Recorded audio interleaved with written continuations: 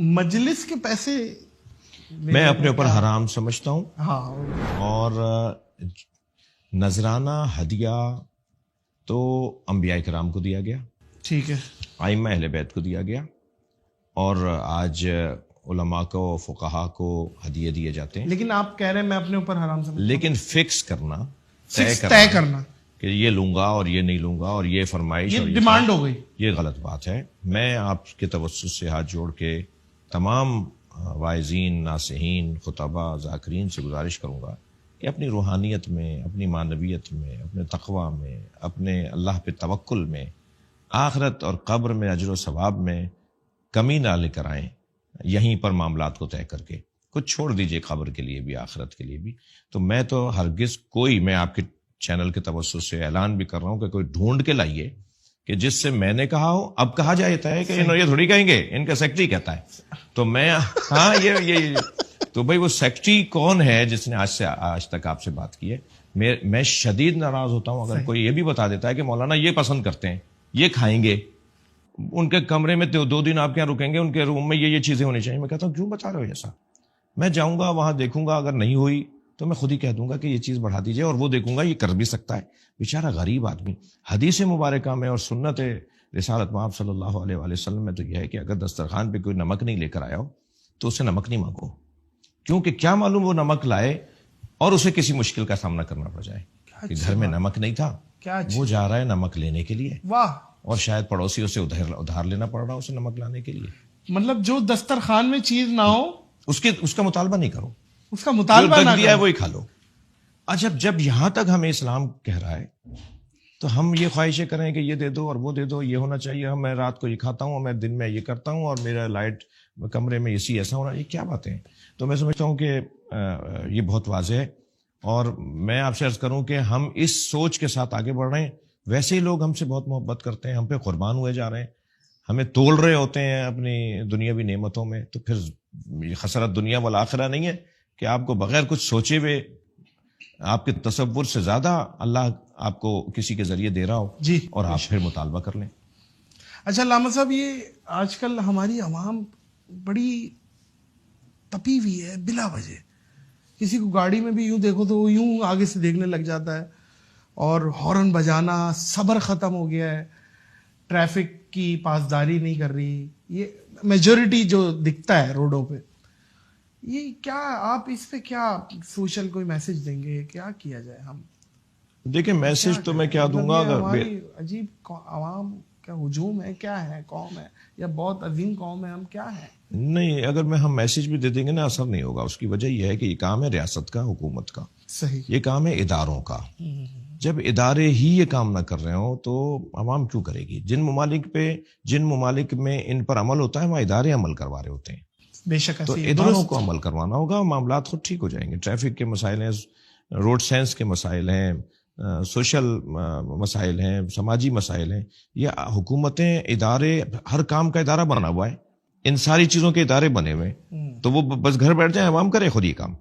ان کو کروانا ہے نا, قانون نافذ کرنے والے اداروں کو کیوں بنایا گیا ہے؟ تو وہ اگر کچھ لے دے کے قانون کی خلاف ورزی کرواتے ہوں, جو میں امید کرتا ہوں کہ بہتری آئے گی انشاءاللہ. عیسائیوں کے پیشوا اعظم جو پاپا اعظم سے ملاقات رہی یونان, تو وہ کیا معاملہ تھا؟ آپ وہاں کہاں چلے گئے؟ میں وہاں کہاں چلا گیا؟ یہ کیا معاملہ؟ وہ اصل میں یہ تھا کہ ہم گئے ہوئے تھے, یورپ گئے ہوئے تھے, تو گفتگو رہی. اچھا, آپ کو یہ بات تو واضح ہے کہ برابر کی تعداد اہل سنت کی ہمیں سننے آ رہی تھی مجالس میں. اچھا جی ہاں. تو وہاں کے جو وہاں کے مسائل کو دیکھنے والے لوگ ہیں, انہوں نے ایک ذکر کیا کہ یہاں مسلمانوں کے قبرستان کی زمین کا بڑا ایشو ہے. یعنی مسلمان کہاں دفنائیں اپنے ملک؟ کہاں پہ؟ یورپ میں, یونان میں, اٹلی میں, فرانس میں, صحیح, یورپ کے اکثر علاقوں میں. یہ بڑا اہم جی پرابلم ہے. جی وہاں بالکل ایسا ہی ہے. وہ کہاں دفنائے؟ صحیح. تو اچھا, میت اتنی مہنگی اپنے وطن لانے میں ایک قیامت ہے کہ معلوم ہے 1 مہینہ لگ گیا میت پہنچانے میں. جی, اور اذیت علیحدہ, میت کی بے حرمتی علیحدہ, پھر خرچہ علیحدہ. تو یہ وہیں جب شفٹ ہو گئے, پوری فیملی وہیں رہتی ہے, تو یہ چاہتے ہیں اپنے عزیز کو وہیں دفنائیں. تو قبرستانوں کی زمین نہیں. اچھا بھائی, کون دیتا ہے, یہ کیسے ہوگا مسئلہ حل؟ تو انہوں نے کہا آپ کروا سکتے ہیں. میں نے کہا میں کیسے کروا سکتا ہوں؟ کہا یہ مذہبی مسئلہ ہے, اور یہ پاپا اعظم یا جو مسیحیوں کی جو مذہبی پیشوا اور سربراہی ہے ان کے ہاتھ میں یہ ایک کام یہ بھی ہے ان کے ہاتھ میں. اور تو میں نے کہا جی آپ اس رابطہ کیجئے. تو خیر کچھ دن انہوں نے لگائے ہم پر تحقیق کرنے میں کہ وہ مل کس سے رہے. انہیں تو یہ نہیں بتایا تھا ہم نے کہ ہم قبرستان مانگنے آ رہے ہیں آپ سے. انہیں تو یہ تھا کہ کوئی مسلمان مسلک کا، مسلمان دین دھرم کا ایک عالم ہے جو ملنا چاہتا ہے. اور پاپا اعظم نے ٹائم دیا. بہت وزیر اعظم اور صدر مملکت کے پروٹوکول کی طرح ان کا پروٹوکول ہے. اچھا جی ہاں بہت. جی آرتھوڈاکس کے آپ کو پتا ہے کہ کیتھولک، آرتھوڈاکس، اسی طرح ایک اور کوئی فرقہ ہے. یہ 3 فرقے ہیں مسیحیوں میں اور ان تینوں کے سربراہ علیحدہ ہیں. جیسے ہمارے ہاں بریلویوں کا مفتی اعظم علیحدہ اور شیعوں کا مرجع تقلید علیحدہ اور دیوبندیوں کا مفتی اعظم علیحدہ، اسی طرح ان کے ہاں بھی مفتیان اعظم علیحدہ ہیں. تو یہ پاپا اعظم آرتھوڈاکس کے مفتی اعظم ہیں. تو ان سے ہم ملے الحمدللہ بہت اچھی. ہم نے جب ان کے سامنے یہ مسئلہ رکھا تو انہوں نے فوراً تسلیم کیا اور آرڈر جاری کیا کہ تو انہوں نے پوچھا کہ سنیوں کے لیے یا شیعوں کے لیے. میں نے کہا دونوں کے لیے. اور دونوں کے لیے ہم نے زمینوں کا مطالبہ کیا اور امید ہے کہ میرے بعد والے لوگوں نے اس مسئلے کو آگے دیکھا ہوگا. بہت اچھی ملاقات رہی. انہوں نے کچھ ایسی باتیں ہمیں بتائیں جو ہمارے لیے، انہوں نے کہا افغانستان اور شام سے ہم نے مسلمان یتیم بچوں کو اپنے یہاں کے یتیم خانوں میں رکھا ہوا ہے. ہم انہیں پال رہے ہیں، ہم انہیں کھلا رہے ہیں، ان کو ہم پڑھا رہے ہیں اور ان کے ہی دین پر ان کو عمل کی اجازت ہوتی ہے. وہ جیسے چاہتے ہیں ایسے اپنے دین پہ عمل کرتے ہیں. صحیح.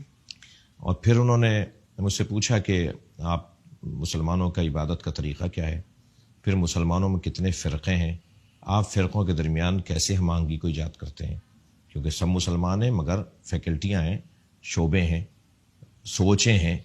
تو وہ ہم نے ان کو الحمدللہ بتایا، سمجھایا. اور میں نے ان سے کہا جو اس وقت کے وہاں کے اخباروں نے بہت لکھا اس کو، 18-20 وہاں کے اخباروں نے اس ملاقات کو اٹھایا، اہمیت دی. بالکل. اور اس میں یہی بات کی کہ انہوں نے بات کی ہے، کہا کہ ہمارا علمی اختلاف ضرور ہے فرقوں کے درمیان مگر ہم سب ایک ہیں. ہمارے مشترکات غالب اور زیادہ ہیں اور ہم آپس میں جن مسائل میں اختلاف کا شکار ہیں وہ بھی گفتگو سے حل کرنے کے قائل ہیں.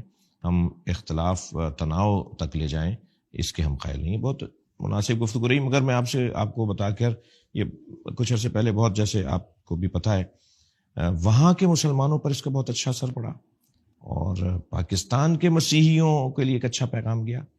تو میں تو اس کی لذت اب تک لے رہا ہوں. کیا بات ہے علامہ صاحب. اللہ آپ کو خوش و خرم رکھے، اللہ آپ کو زوال نعمت سے بچائے. آپ کے ساتھ بیٹھ کے بہت کچھ سیکھنے کا موقع ملا اور آپ بڑے مزے کے آدمی ہیں. بہت شکریہ.